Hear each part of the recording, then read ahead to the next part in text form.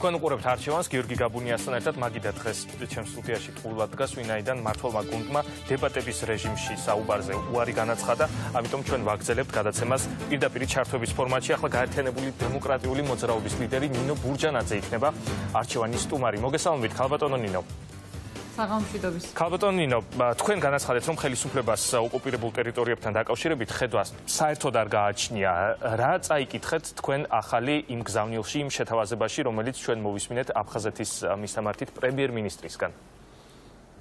სამწუხაროდ ახალი არაფერი არ მოგვისმენია. მე მართლა ქონდა იმის იმედი ძალიან მცირე, მაგრამ მაინც რომ რაღაცას მაინც ახალს იტყოდა ეს ხელისუფლება, თუმცა ლოგიკა და ასე ვთქვათ პოლიტიკური ალღომ კარნახობდა, რომ ეს შეუძლებელი იყო, იმდენად უსუსური და არაკომპეტენტურია ჩვენი ხელისუფლება. მოლტინი ზოგადად არსებობდა, ვინაიდან მან დაანონსა, რომ სიურპრიზს ამზადებდა და ექსკლუზიური შეთავაზება. ნამდვილად მინდოდა ქვეყნის ინტერესებიდან გამომდინარე რაიმე გონივრული და რაიმე ახალი მოგვესმინა.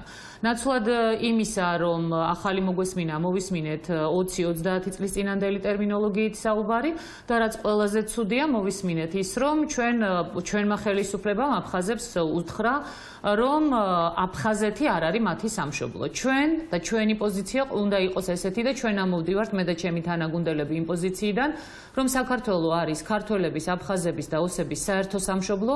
ჩვენ მხოლოდ ამ პოზიციიდან შეგვიძლია ველაპარაკოთ აფხაზებსა და ოსებს და მხოლოდ მათთან ურთიერთობის და ნდობის აღდგენით შეიძლება მივახციოთ გარღვევას იმ უმნიშვნელოვანესი პრობლემის მოგვარებაში, რასაც ჩვენი ქვეყნის ტერიტორიული მთლიანობის აღდგენა ჰქვია და ტერიტორიული მთლიანობის აღდგენა კი გადის მხოლოდ და მხოლოდ ამ ადამიანებთან, აფხაზებთან და ოსებთან ნდობის აღდგენის გზაზე. სხვაგვარად ეს პრობლემა ნამდვილად ვერ მოგვარდება და ჩვენ უნდა გავითავისოთ ერთხელ და სამუდამოდ. ძალიან მნიშვნელოვანი ფაქტორი ჩვენი ქვეყნის ტერიტორიის გამთლიანების, ჩვენი ქვეყნის გამთლიანების, ჩვენი ერების გამთლიანების არის პირდაპირი დიალოგი აფხაზებთან და ოსებთან და მე ვიტყვი და არ დავიღლები ამის თქმით, რომ ძალიან მნიშვნელოვანი ფაქტორი არის რუსეთთან მოლაპარაკების ფაქტორი.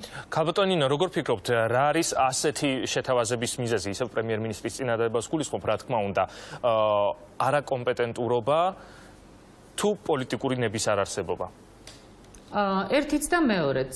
სამწუხაროდ ეს ხელისუფლება არ არის კომპეტენტური და ელემენტარულად გამოჩნდა ეს არაერთგზის, რომ არ ფლობენ ვითარებას და არ იციან სიტუაცია. აღარაფერს ლაპარაკობ პირდაპირი მოლაპარაკების წარმოების საშუალებებზე და შესაძლებლობებზე და ამავდროულად არ აქვთ ელემენტარული გამბედაობა. იცით, მთელი ხელისუფლება დღესაც უშიშროების საბჭოს ხდომის შემდეგ აბსოლუტურად აღტაცებული იყო იმით, რომ როგორც იქნა და შედგა უშიშროების საბჭოს ხდომა და ბედნიერება ეღირსა საქართველოს, რომ პრემიერი დაესწრო უშიშროების საბჭოს ხდომას და ისაუბრეს და თურმე შეთანხმდნენ, რომ კოორდინირებულად იმოქმედებდნენ. კონსტიტუცია მას ელემენტარულად ავალებს კოორდინირებულად მოქმედებას და მთელი მთავრობა დღეს უშიშროების საბჭოს ხდომის შემდეგ გვეუბნებოდა იმას, რომ თურმე ეხლა ამოქმედებენ მექანიზმებს და საერთაშორისო ორგანიზაციები იმუშავებენ იმაზე, რომ საქართველოს პრობლემები მოგვარდეს. მე ძალიან ვწუხვარ, მაგრამ ხა ლექციას ვერავის ვერ წაუკითხავ და ვერავის ვერ ვასწავლი ვერაფერს, მაგრამ დაგვიანებულია სამწუხაროდ, მაგრამ შემიძლია გითხრათ, რომ საერთაშორისო ორგანიზაციები, საერთაშორისო თანამეგობრობა მსოფლიო პოლიტიკაში დასაბამიდან დღემდე ყოველთვის იყო სახელმწიფოსათვის დამატებითი მექანიზმი სახელმწიფო პრობლემების მოგვარების და არა უმთავრესი. სახელმწიფომ თვითონ უნდა მოაგვაროს თავისი პრობლემები, ჩვენმა ხელისუფლებამ უნდა იზრუნოს საქართველოს პრობლემების მოგვარებაზე, ჩვენმა ხელისუფლებამ კეთილი უნდა ინებოს და შეძლოს, რომ ჩავიდეს სოხუმში, ჩავიდეს ცხინვალში, დაელაპარაკოს იქაურ ლიდერებს, ჩვენმა ხელისუფლებამ კეთილი უნდა ინებოს, დიახ,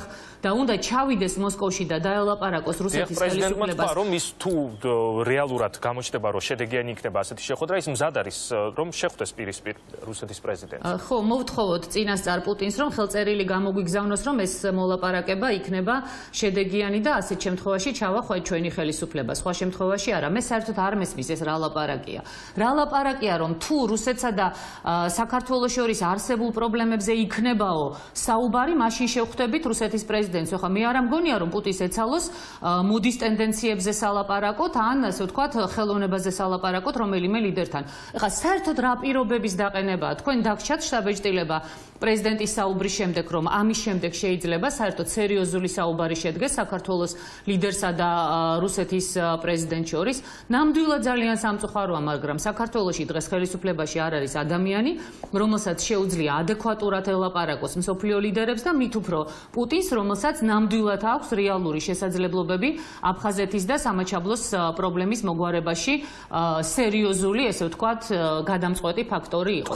ძალიან სამწუხაროა, მაგრამ ამის გარეშე ნამდვილად არ მოგვარდება ჩვენი პრობლემები და ვიდრე ჩვენ ვიქნებით დამოკიდებული და ვიდრე ჩვენ ვიქნებით მხოლოდ იმის მოლოდინში, რომ საერთაშორისო თანამეგობრობა გადაწყვეტს ჩვენს პრობლემას, ჩვენ კიდევ უფრო დავშორდებით აფხაზეთს და სამაჩაბლოს. მე რჩება შტაბ-ბიჭდილება სამწუხაროდ, გიორგი, რომ ეს პრობლემა, ჩვენი ქვეყნის მთლიანობის პრობლემა, ყველასთვის ლამის გარდა, ესე ვთქვათ, ჩემი და ჩემი პოლიტიკური ძალისა და ჩემი თანამებრძოლებისა, რაღაცა მეორე და მეათეხარისხოვანი პრობლემაა და ამაზე მხოლოდ ლაპარაკობენ, იმიტომ რომ 2 წელია ჩვენ არ მოგვისმენია არც ერთი სერიოზული წინადადება და 2 წლის თავზე მოვისმინეთ საერთოდ ავტონომიის შეთავაზება აფხაზებისა და ოსებისათვის, რაც გასაგები იყო სრულიად რა რეაქციას გამოიწვევდა მათი მხრიდან. ჯობდა საერთოდ არაფერი არ შეეთავაზებოდა. გაბატონინო, მინდა რა თქმა უნდა, რომ ჩვენ შიდა პოლიტიკაზეც ვისაუბროთ, მით უმეტეს დღეს, როდესაც მოხდა ალასანიას უწყების 5 მაღალჩინოსნის დაკავება და მე აღარ გავაგზავნებ საუბარს იმაზე, რა ფონზე მოხდა ეს, როდესაც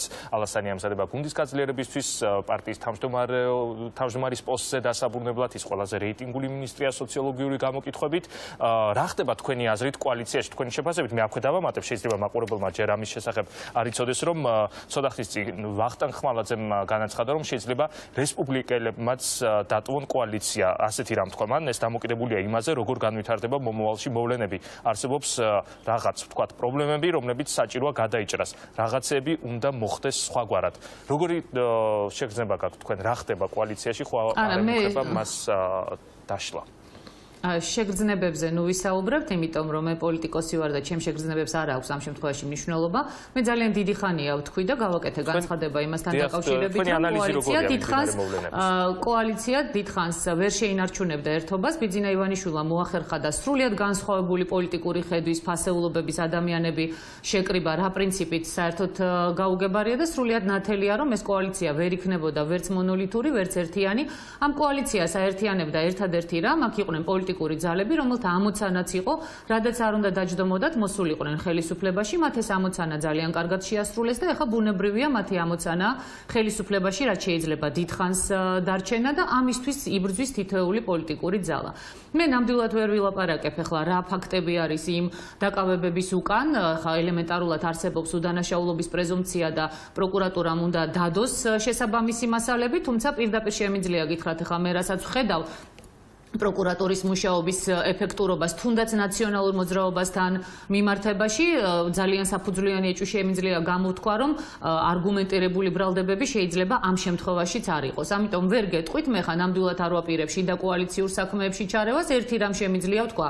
ერთად იქნება ეს კოალიცია თუ ცალ-ცალკე, ამას ქვეყნისათვის არავითარი მნიშვნელობა არ აქვს, იმიტომ რომ მათ ქვეყნისათვის სასიკეთო არაფრის გაკეთება რომ არ შეუძლიათ ეს ამ 2 წლის განმავლობაში გამოჩნდა.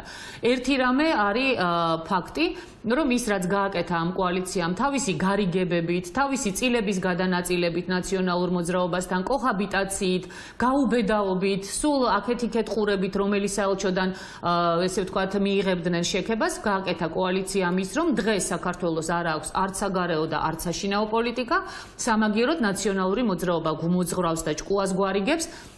სხვათა შორის ის ადამიანები, რომლებმაც ჯერ შემოიყვანეს საქართველოსთან სიმწრით გაყვანილი რუსეთის ჯარი, თავისი უგუნურობით, თავისი არასწორი პოლიტიკით შემოიყვანეს რუსეთის ჯარი და რუსეთის ესე ვთქვათ ტექნიკა, სამხედრო ტექნიკა საქართველოში და მერე მოსახლეობას ეძახდნენ, რომ აიღეთ ახლა დანაჩანგლები და დანაჩანგლით დაიცავით თავი. ოღონდ მათი ოჯახის წევრები საქართველოსთან გარბოდნენ და თვითონ ვინსად იყო დამალული, ეს კიდე ცალკე თემა არის. საერთოდ ცინიზმი არის, როდესაც ნაციონალური მოძრაობა ბედავს.